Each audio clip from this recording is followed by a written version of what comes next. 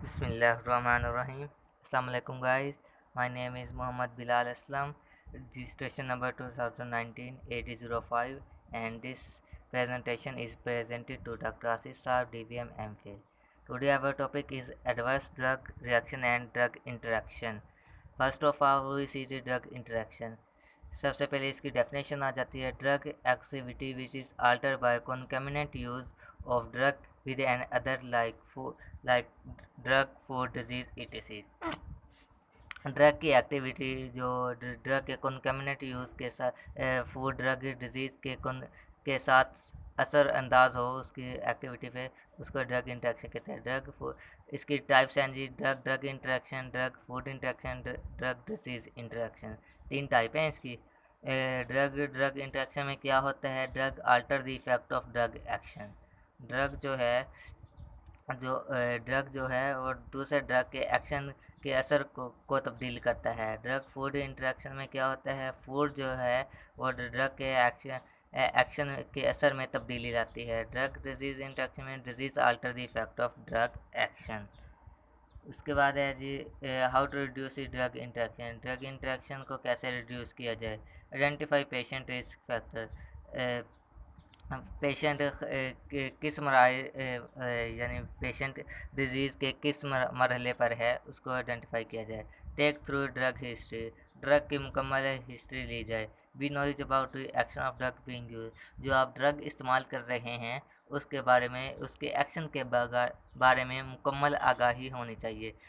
Consider थेरापिक alternative, इस दाफ़े अमराज के लिए कोई दूसरा अल्टरनेटिव को भी ज़ेर गौर लाना चाहिए। Avoid complex therapeutic figment when possible, complex therapeutic figment से अवॉइड करना चाहिए जहाँ तक मुमकिन हो। एजुकेट द पेशेंट, पेशेंट को जानकारी होनी चाहिए, पेशेंट को एजुकेट करें इसके बारे में।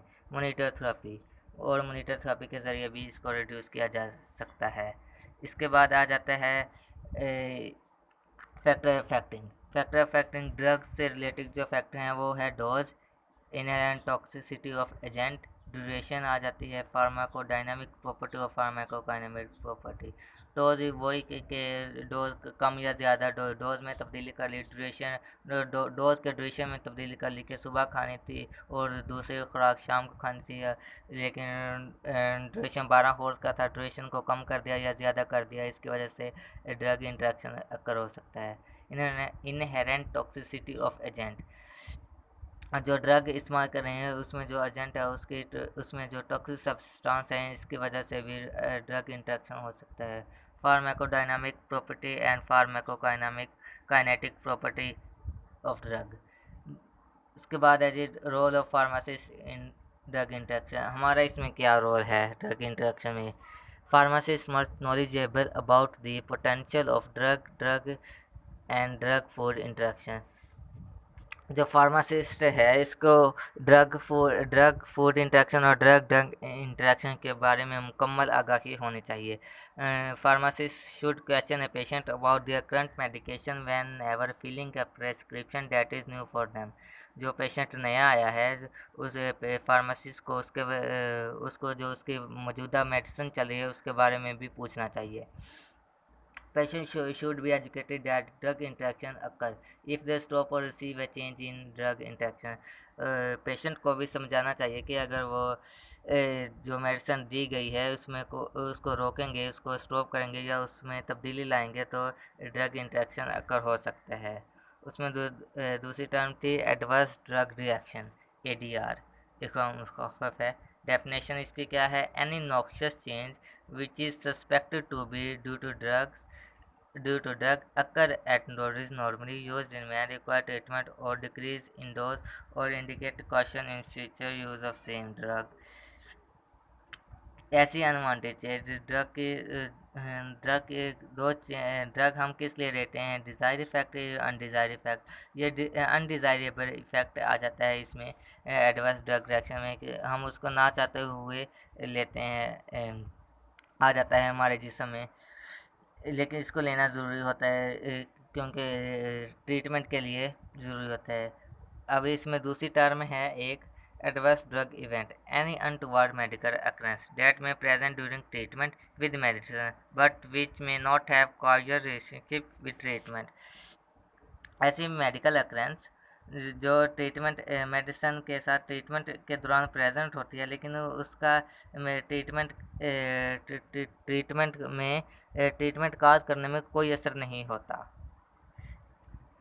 उसके बाद काजेज, एडीआर के causes, failure to take proper dose at proper time, यानी प्रॉपर टाइम पे खुराक ना लेना या प्रॉपर डोज ना लेना, उसकी वजह से ओवर डोजिंग, ज़्यादा खुराक ले लेना, जैसे allergies to chemical component with medicine, patient को जो ड्रग दिया गया है वो उससे उसको जिस्म को उससे एलर्जी है। Combination of alcohol with medicine, medicine का अल्कोहल के साथ इस्तेमाल इकट्ठा, taking medicine that was prescribe for someone else, के जो छोटे के दवा दी गई है, प्रेस्क्राइब की गई है, तजवीज़ की गई है, उसको छोटा ले लिया, जो छोटे के लिए दवा तजवीज़ की गई उसको बड़ा ले लिया, यानी उम्र का लिहाज भी रखना चाहिए। टेकिंग अदर ड्रग और preparation that interact with medicine, patient को खुद ही डॉक्टर नहीं बन जाना चाहिए कि कोई दूसरा ड्रग ले रहे इसके साथ, जो इसके साथ इंटरेक्ट करे और एडीआर को काज करे। इसके बाद आया जाता है फैक्टर अफेक्टिंग एडीआर। कौन कौन से फैक्टर एडीआर को अफेक्ट करते हैं? इसमें पेशेंट रिलेटेड फैक्टर हैं और ड्रग रिलेटेड फैक्टर हैं। ड्रग रिलेटेड फैक्टर में एज आ जाती है, क्योंकि छोटा और बड़ा, छोटा में जो है ड्रग को मेटाबोलाइज करने की कैपेसिटी कम होती है। सेक्स आ जाते हैं, मर्द और औरत, genetic influence, concurrent disease, previous ADR के उसको पहले तो नहीं कभी ADR, compliance with dosing figment, total number of medicine, ज़्यादा मेडिसन दे दें इकट्ठी 5-7, तो इससे भी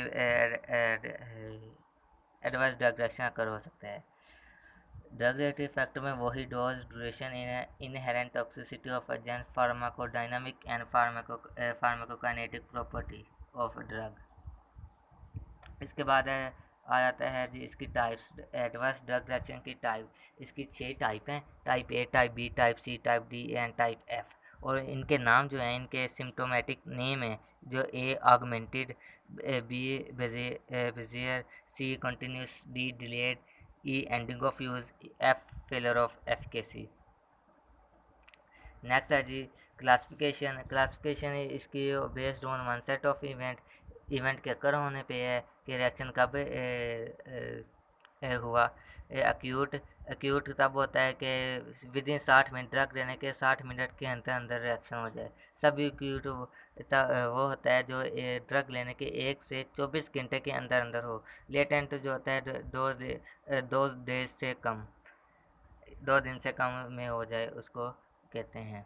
प्रिवेंशन, एडीआर से जी महफूज कैसे रखा जाए। Avoid all inappropriate use of drug, drug के जो इनअप्रोप्रिएट यूज़ हैं उनसे अवॉइड करना चाहिए। मसलन अगर किसी को इंट्रामस्कुलर इंजेक्शन का कहा था, प्रेस्क्राइब किया था, वो इंट्रावेनस ले या इसी तरह अगर किसी को कोई और कहा था, वो अपने हिसाब से ले ले, ड्रग इस्तेमाल करे, तो इससे बचना चाहिए। Use of inappropriate use, route, frequency of drug administration.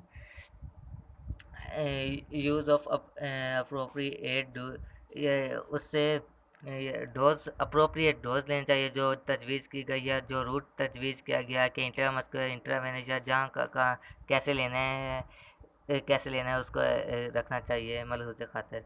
Allergic disease and exercise caution, rule out possibility of drug interaction, and carry out appropriate laboratory investigation। किसी अच्छी लेबॉरेटरी से अपनी इन्वेस्टिगेशन करके टेस्ट करानी चाहिए। उसके be aware of interaction with certain food, alcohol and even with house hold substance. Adverse drug reaction के बारे में आगाही होनी चाहिए कि ये फूड किस किस खाने के साथ, अल्कोहल के साथ इंटरेक्ट करता है, इवन कि ये हाउस होल्ड केमिकल के साथ भी इंटरेक्शन कर सकता है। इसके बाद है जी management. discontinue the drug if it is safely stop. अगर इसको बआसानी से स्टॉप किया जा सकता है। The event is life threatening और इंटॉलरेबल। जो इसको ख़त्म करना है, इसको स्टॉप करना है, ये लाइफ थ्रेटनिंग ना हो, इंटॉलरेबल काबिल बर्दाश्त हो। देयर इज़ रीज़नेबल अल्टरनेटिव, कि उसका कोई अल्टरनेटिव भी हो जो उसके जैसे ही काम करे। Continuing the medication will further exacerbate the patient condition. ये भी ख़तरा हो कि अगर हम मेडिसिन को जारी रखा तो ये मरीज़ की हालत को जल्द ख़राब कर देगी ज़्यादा। इसके बाद कंटिन्यूस अगर रखना चाहते हैं तो वो कि there is no reasonable alternative, कि इसका कोई रीज़नेबल नहीं है। Problem is built and will resolve with time. जो प्रॉब्लम हुई है ड्रग की वजह से, ये छोटी मामूली सी है और ये टाइम के साथ खुद ही रिजॉल्व हो जाएगी। इट इज़ मेडिकली नेसेसरी, ये मेडिकली भी ज़रूरी है। डिसकंटिन्यू नॉन एसेंशियल मेडिसिन, इसके अगर ये ज़रूरी है तो जो नॉन एसेंशियल, जो गैर ज़रूरी मेडिसिन है उसको आप स्टॉप कर दें। Administer appropriate treatment, correct treatment यानी भी provide superlative and palliative care. मरीज़ को इंतहाई अच्छी और सहारा देने वाली केयर करनी चाहिए, उसके साथ ताउन करना चाहिए। आज के लिए बस इतना ही। अगर किसी किस्म का कोई क्वेश्चन, कोई इबाहम, कोई शक हो तो मुझसे क्वेश्चन पूछ सकता है। Thank you.